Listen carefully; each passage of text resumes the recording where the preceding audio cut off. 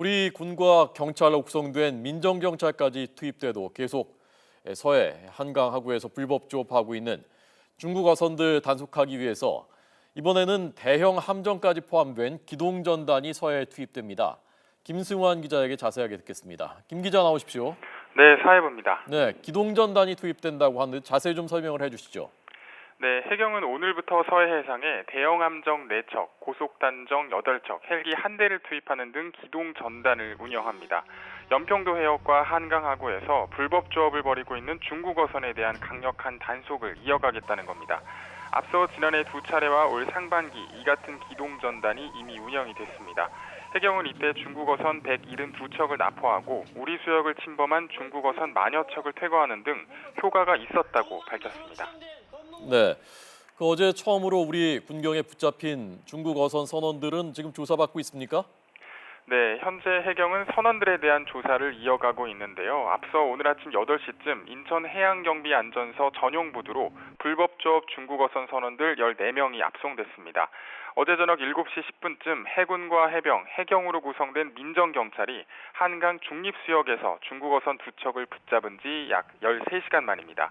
해경은 체포된 중국 어선이 검거 당시 그물을 끌며 불법 조업 중인 모습을 증거로 확보해 수산업법 위반 혐의로 입건했다고 밝혔는데요. 이들은 지난 4월 초 중국 랴오닝성 둔강에서 출항한 뒤 서해 북방 한계선을 따라 한강 하구까지 들어와서 한강 중립수역 등지에서 불법으로 조업한 것으로 드러났습니다. 해경은 이들이 불법 조업을 한 경위를 조사하고 오늘 안으로 선장 2명과 간부 선원 4명에 대한 구속영장을 신청할 계획입니다. 네, 우리 민정경찰이 이 중국 어선 납포하고 그리고 이 선원들 체포한 것은 처음인데 방침이 어떤 변화가 있었던 겁니까? 네, 최근 중국 어선들이 우리 영해를 침범해서 불법 조업하는 일들이 극에 달하면서 지난 5일에는 우리 어민들이 직접 중국 어선을 붙잡는 일까지 있었는데요. 우리 정부는 지난 10일 중국 어선이 많이 몰리는 한강 중립수역에 정전협정 체결 이후 처음으로 민정경찰을 투입했습니다. 한강 중립수역은 정전협정 체결 당시에 남북 간 무력 충돌을 막기 위해서 파주 임진강 입구에서 강화도 수역까지 67km 구간에 설정된 비무장 지대인데요.